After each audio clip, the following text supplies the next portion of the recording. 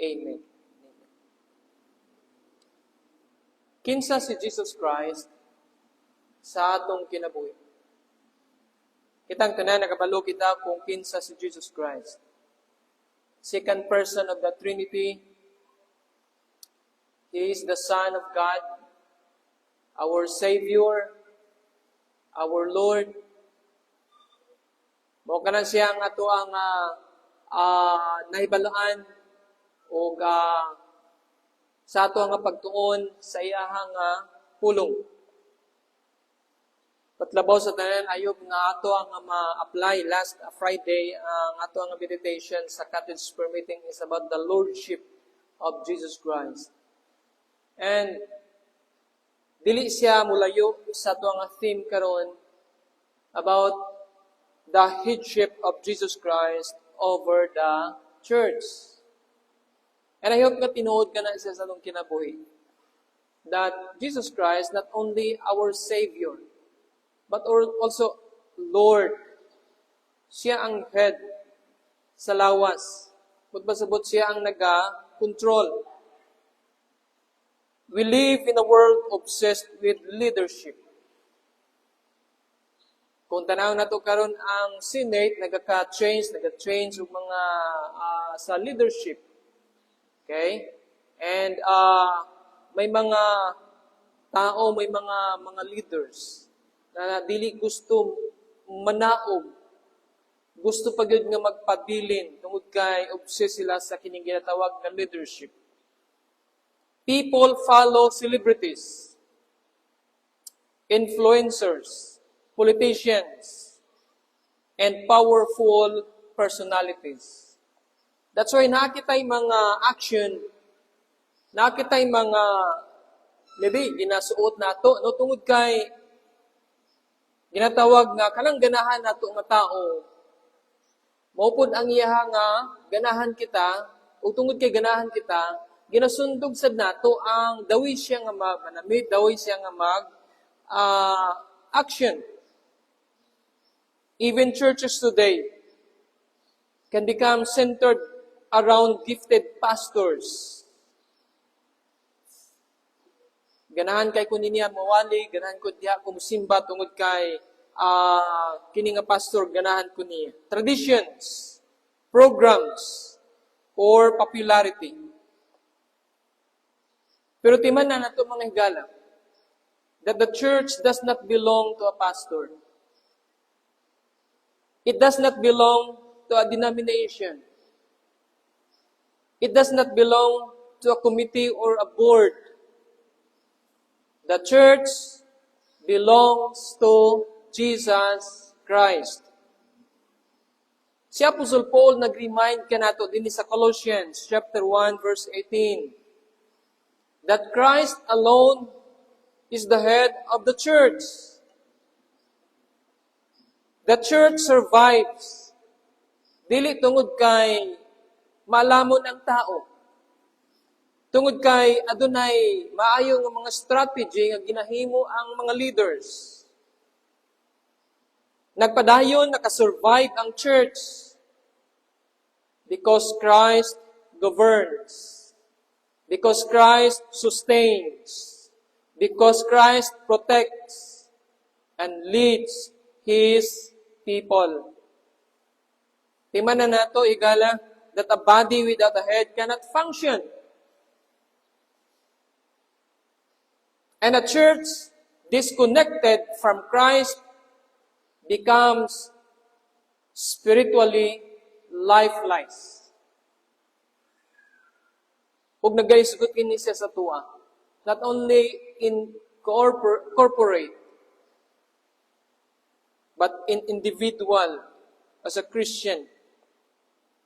That's why ang ato ang challenge karon nga buntag, gusto nung i-share sa inyo that as a church, as a Christian, we must submit to Christ's authority as the Lord and head of the church. Okay? Mao kini siya nga ato ang pagtuon karon nga buntag na ang background sa Colossians. Gisulat kini ni Apostle Paul while he was in prison. Maybe naa siya sa Rome meaning a time around AD 60 to 62. The letter was sent to the church in the city of Colossae, located in Asia Minor. Sa karon nga panahon mo nang ginatawag na Turkey. Now, ang situation ini nga church, sa pagsulat ni Apostol Paul, sa time ni Apostol Paul, nagatubang sila og false teaching. Labi na ang pagsabot sa mga Kristohanon about kan Jesus Christ. Adunay mga teaching nga ginatudlo may tungod sa Jewish legalism, human philosophy, mysticism. Mysticism is the belief that a person can experience direct, personal, hidden spiritual knowledge from God or spiritual world apart from God's revealed truth in Scripture. Okay? Without sa kini nga teaching, ingon nila nga bisag wala ang Bible, ma-experience nimo ang spiritual growth. Maka-experience ka og direct personal knowledge sa Ginoo.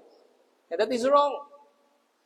Tungod kay without the Bible, without the Scripture, dili kita makabalo kung kinsa ang Ginoo. Angel worship and napay ginatawag na asceticism. Stricto kini nga religious practices. Maybe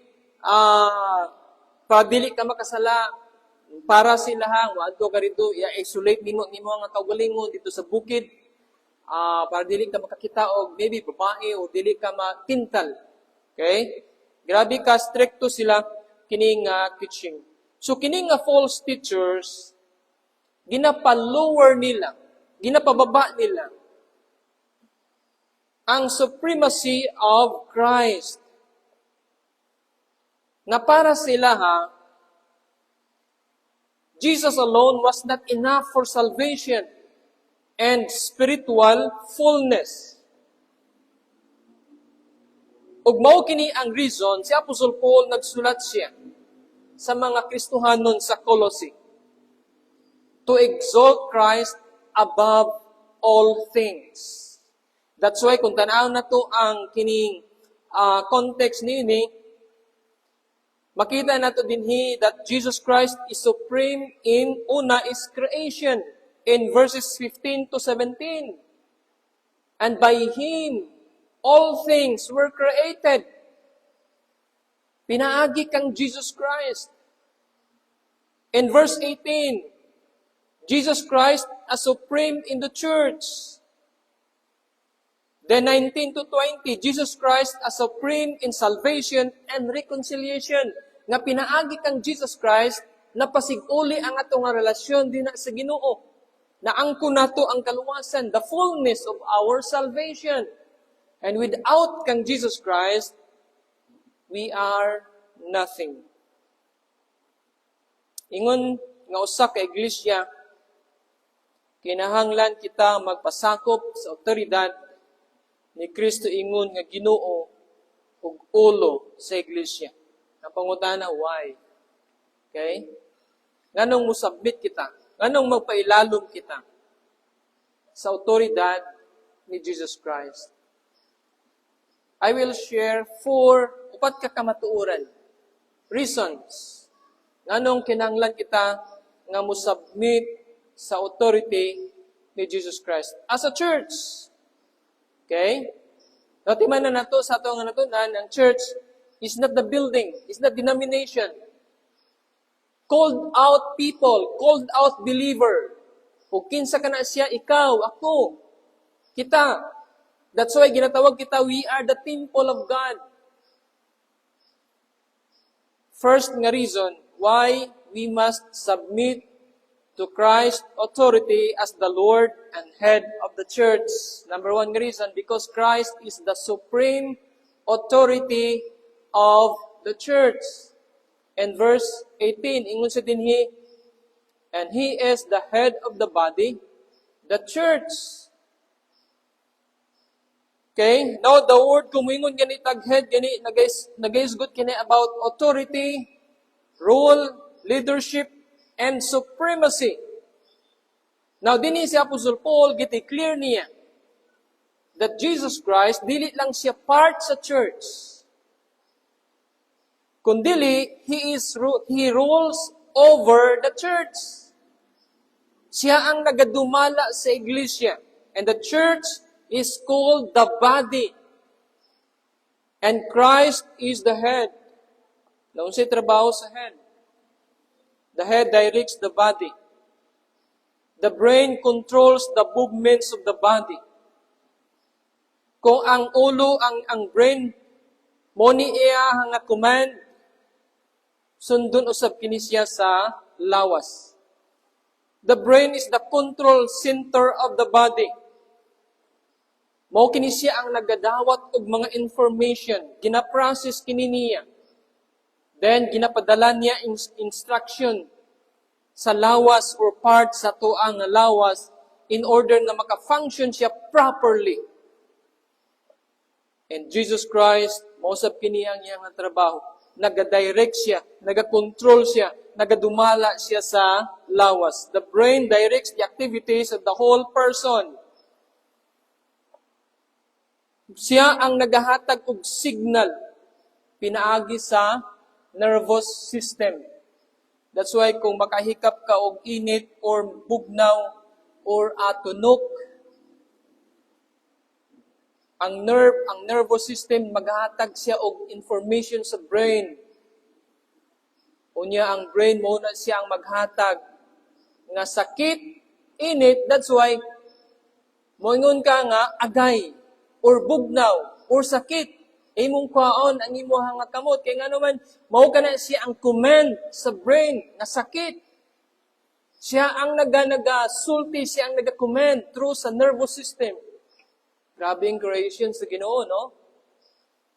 I-create niya ang tao, mo kana siya ang pag-create niya sa tao. That's why kung naay parts ng nerve nga dili na mag-function gikan sa brain, dili na siya makakaliyok. That's why ang ganapit ng mga na-stroke, okay? Kaya nga naman, dili na makahatag og signal ang brain sa kining nga part sa lawas kay na disconnect na ang nerve part sa iyahang brain.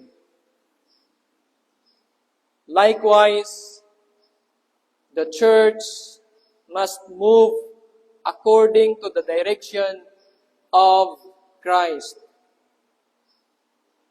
As a church, the church does not ask what is popular. The church does not ask what is trending. Or what do people want? As a church, unsa ang akong gusto? But the proper question, mao kini siya Christian. The church asks, what does Christ command? Unsa ang gisulti sa pulong sa Ginoo? Dili kung unsa ang trending karon. Unsa ang uso karon?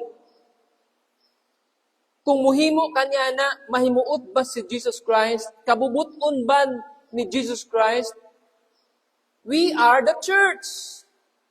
Si Jesus Christ ang pangulo sa church. The authority of the church is not culture. It is not tradition. It is not public opinion. The authority of the church is the Word of God. Kung ang usa ka sundalo, dili siya mo-obey sa command sa iyang commander sa gera, kung saang may tabo, gubot. In the same way, confusion enters the church when believers ignore the authority of Christ. Daghan nga mga kasimbahanan sa karon nga panahon are program-driven instead of Christ-driven. Entertainment-driven instead of Scripture-driven. Pero ang tinuod na church bows to the authority of Jesus Christ. Application. Pangutana, is Christ truly the head of your life? Now, be honest.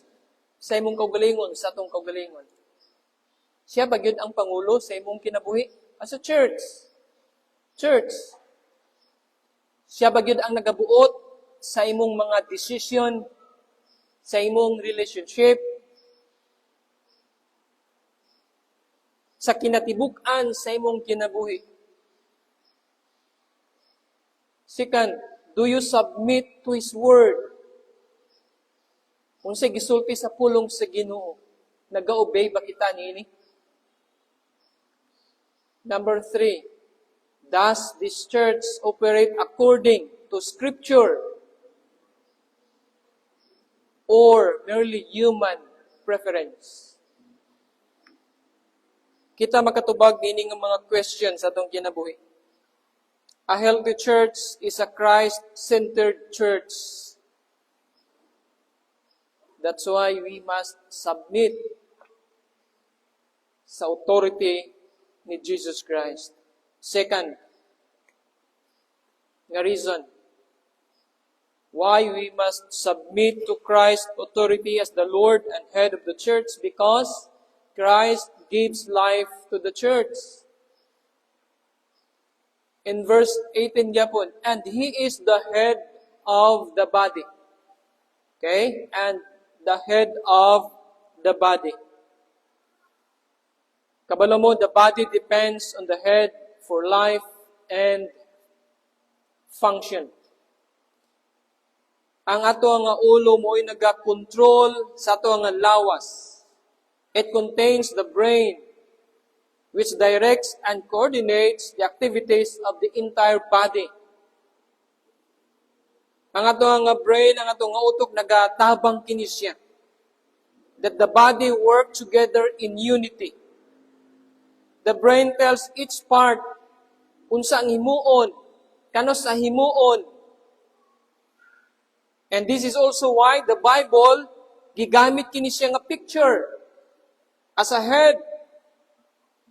Because just as the head directs the body, Jesus Christ directs, leads, and gives life to the church.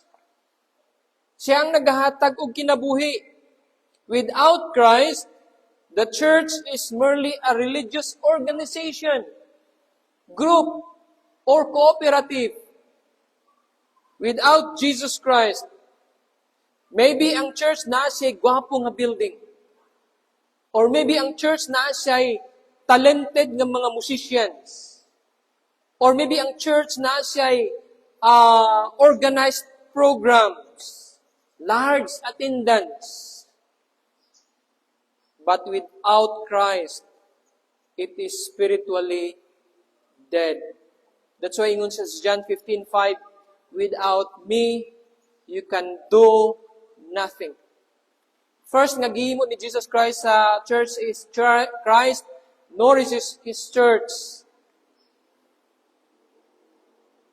Ang si Jesus Christ ginalig-on niya, gina-strengthen niya ang mga Kristohanon, pinaagi sa ang saman sa iyang pulong.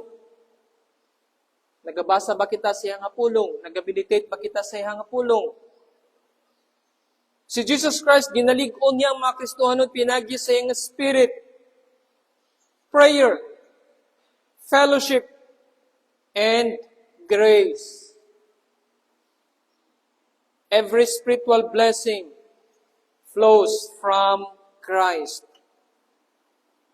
Second, Christ sustains His church. Ug ang history makasulti nini. Okay? Empires have risen and fallen. Kings have come and gone. Persecution has tried to destroy Christianity. Gikan kung tanan itong early church, grabe ang persecution, no? Sa ilahang patay, and still ang church nagatindog karon. Yet the church still stands because Christ sustains it. Mao kini ang promise ni Jesus Christ. Ingon siya, I will build my church and the gates of hell shall not prevail against it. Ang usa ka sanga nga na-disconnect sa lawas, kung saan may tabo, mamatay siya. Malaya siya. Pareha usab kini siya sa Kristohanon. Usa ka Kristohanon who disconnect themselves from Christ become spiritually weak.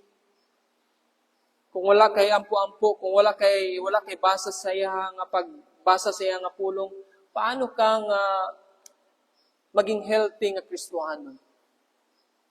Paano kang maging strong nga Kristohanon? From temptation, from trials, from challenges. Timanan nato nga siya lamang ang nag-sustain. The power of the church is not in human ability, but the power of the church is in union with Christ. Now, application, mao gini siya. Are you abiding in Christ daily? Kumusta nga to nga pag-meditate sa iyang nga pulong? Are you depending on Him or merely depending on yourself? Is our church relying on prayer and scripture or merely human strategy? Pangutan na to atong kaugalingon mga higala. Kung tinuod ba kini siya, kung naa ba kini siya sa tuwa nga kaugalingon. The church, ikaw, ako, must stay connected to its head. And mao ni ang reason why we must submit to the authority of Jesus Christ. As a church, why we must submit to Christ's authority as the Lord and head of the church? Number one, because Christ is the supreme authority of the church. Wala na ilain. Second, because Christ gives life to the church. And number three, nga reason, because Christ deserves preeminence in the church. Okay? Because Christ deserves preeminence in the church. Ingon pa din sa last part sa Colossians 1:18, and He is the head of the body, the church. He is the beginning, the firstborn from the dead, that in everything He might be preeminent. The word preeminence means first place, not second place, not partial place. First place. That's why in Matthew chapter 6 verse 33, ingon ang bulong sa Ginoo, but seek ye first. Buot pasabot din na sa first is priority. Siya ang atong priority. Daghan kay tag reason. Ngayon dili kita makapil sa fellowship. Ngayon dili kita ka-per sa prayer meeting. Ngayon dili kita ka-basa siya nga pulong. Nganong dili kita himo sa bulaton sa Ginoo. And ningon kita nga busy kayo ko pastor. Na ako'y trabaho, wala gid ko'y time. Higala dili kita siya mao ang reason. Ang pinaka-reason nganong dili nato mahimo tungod kay dili nato priority si Jesus Christ. Dili nato priority. Kay kung priority nato, mataga nato og time, paningkamutan nato, mapangitaan nato pamaagi nga siya gyud mauna sa ato ang kinabuhi. Christ must be supreme in worship. Christ must be supreme in preaching, ministry, decisions, priorities, and our personal lives. First, Christ must be central in worship.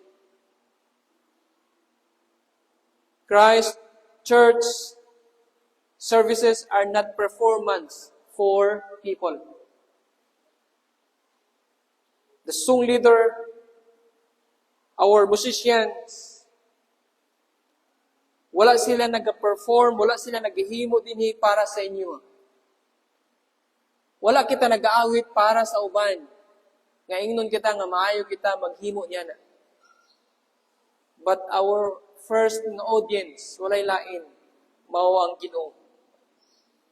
They are acts of worship unto Christ. That's why sa paghimo nato sa bulaton dinhi sa church, himo nato ang pinaka-the best. Tungod kay wala kita naghihimo para sa tao, naghihimo kita para sa Ginoo, para kang Jesus Christ.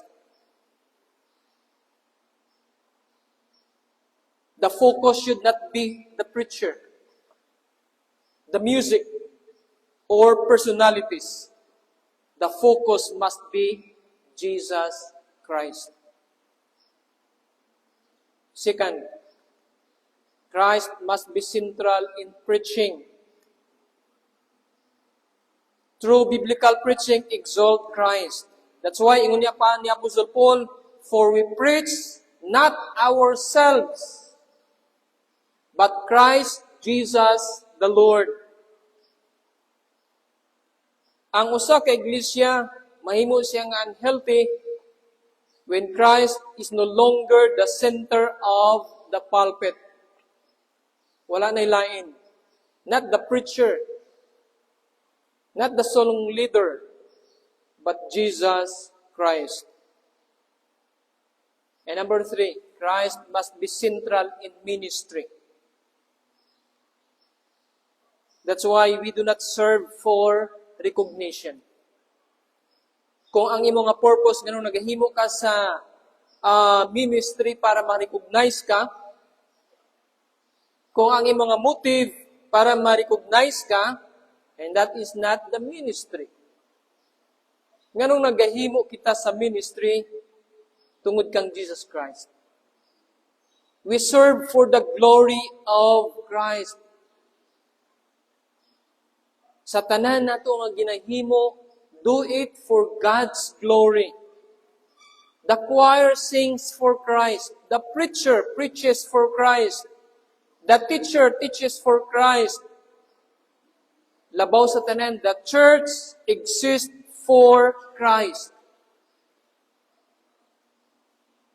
Sa unang nga panahon, kabalo mo ang kingdom, the throne belong only to the king. Okay?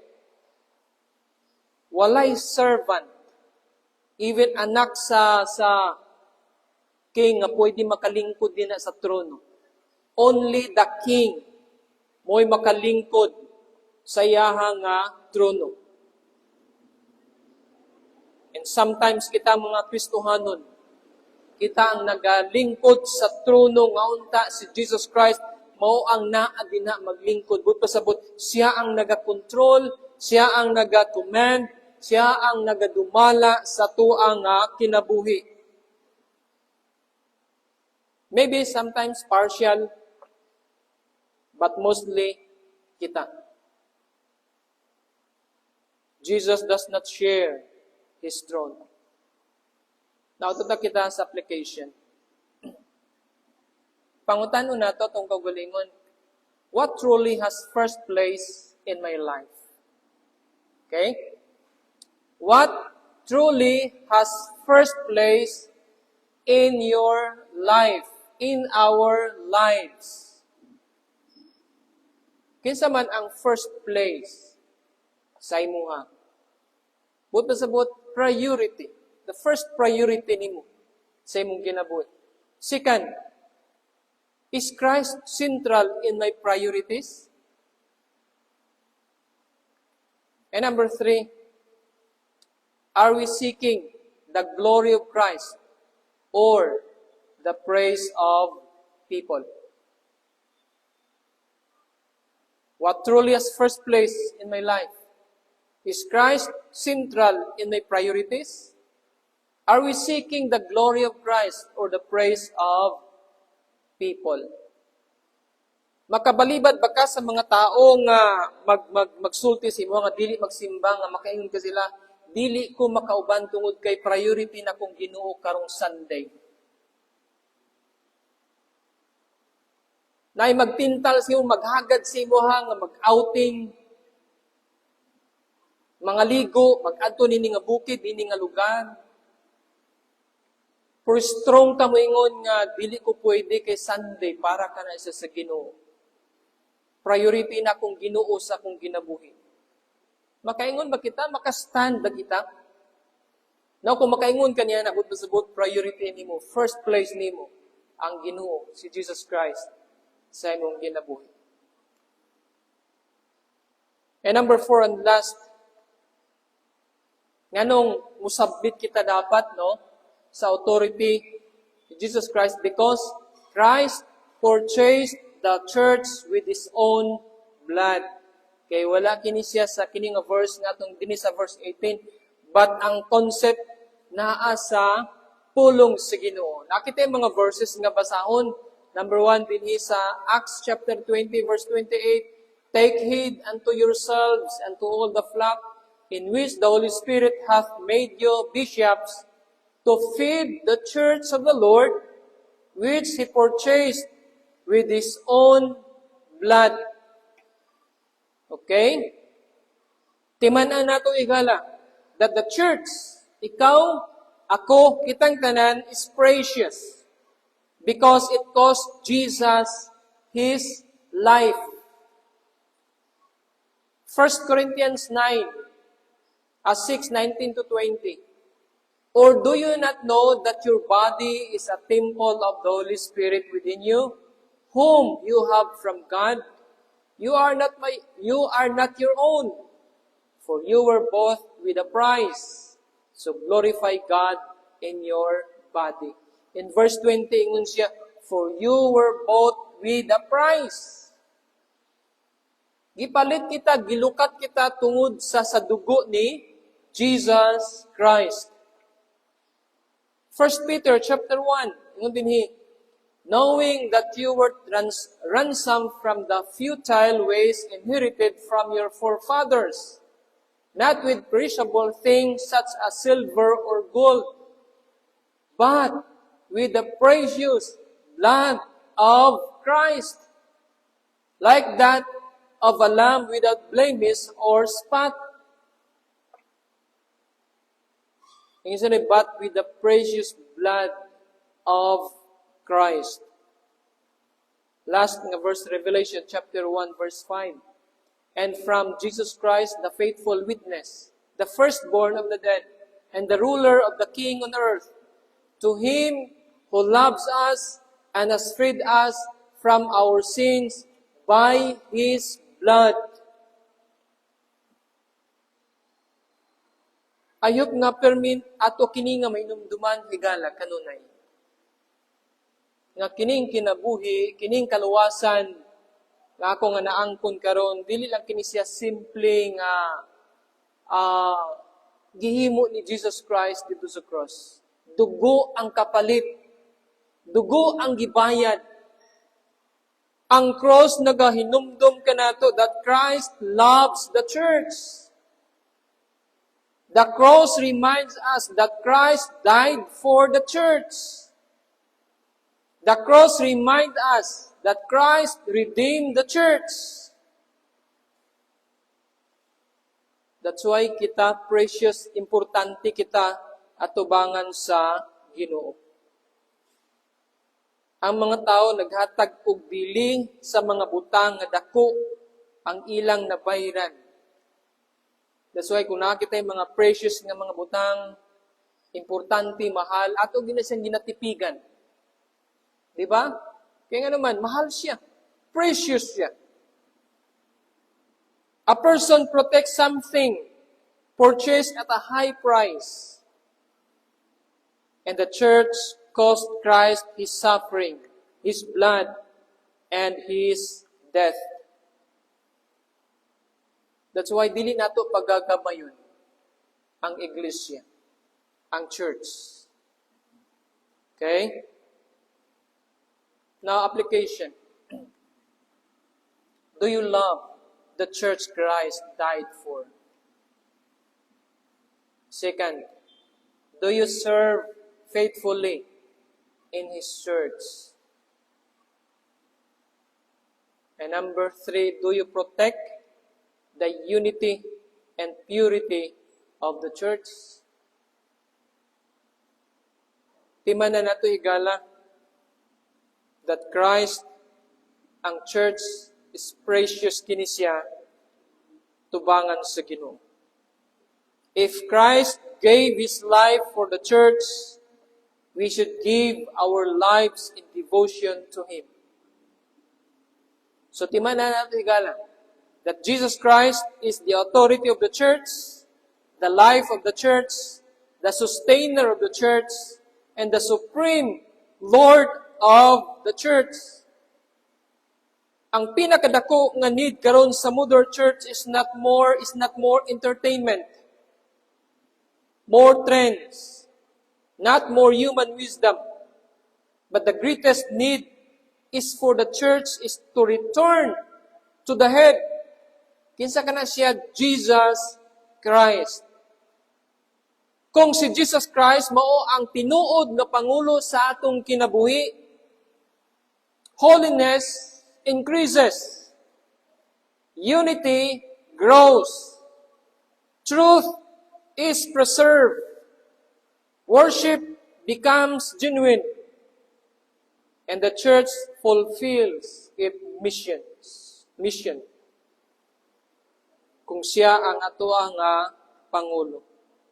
Now sa katapusan, who is truly ruling your life today? Higala, kinsa gyud ang nagadumala sa imong kaugalingon as a Christian? Kinsa gyud ang nagadumala sa imong kinabuhi? Our decision.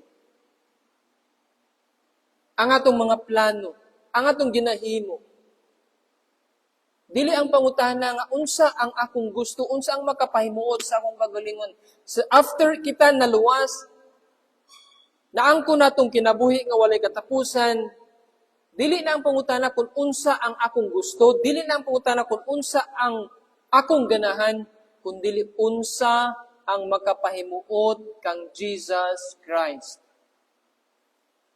Makapahimuot ba ni saya ha kung mao niya akong himuon?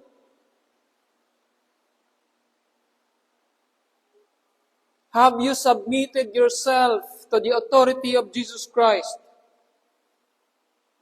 The church belongs to Him. Your life belongs to Him. He alone deserves preeminence. As a church, why we must submit to Christ's authority as the Lord and head of the church? First, because Christ is the supreme authority of the church. Second, because Christ gives life to the church. Number 3, because Christ deserves preeminence in the church. And number 4, because Christ purchased the church with His own blood. Ayob ang iyang nga pulong, magkapabilin kini siya sa ato ang kasing-kasing. And the sa tanan, atong ma-apply sa ato ang kinabuhi. Magaduko kitag magapray kita. Amahan na mga langit noon, Diyos nga balaan, Lord. Salamat Ginoo sa mga pulong, salamat Ginoo sa pag-remind nimo kanamo. Tabangi kami, amahan, nga ang word na Lord, tinuod kini Ginoo sa mong kinabuhi. Nga dili lang nga mong gihimo nga manluluwa si Jesus Christ, kundi Ginoo, Lord sa mong kinabuhi. Nga siya na ang control, siya na ang nagadumala sa tanan nga area Ginoo sa mong kinabuhi. Amahan, wala kami ginumay mo sa mong kagalingon. Kung wala yung imong tabang, wala ang tabang Ginoo sa Holy Spirit. Bless ang matag usaman. Niyaman din ni Lord, mga bisita, purdugin na nagasimba. Nga wala pa nakasiguro silang kaluwasan. Nag-pray ko, amahan, nga maghimo silang desisyon. Nga ilang tuhuhan si Jesus Christ, nga iyang gihimo dito sa cross, enough ka to nga makaluwas ka namin. Tuhuan nila nga si Jesus Christ Ginoo. Dili gamay nga Ginoo, kundi pinagi kaniya na create, nahimo ang tanan. Co-equal second person of the Trinity, the Godhead. Lord, nag-pray kami nga tabay kami nga mo nga ma-apply ug mahimo Ginoo nga si Jesus Christ Ginoo sa mong kinabuhi. Kini mo ginatugyan o ginapasalamatan sa ngalan ni Jesus nga among manluluwas. Amen. Amen.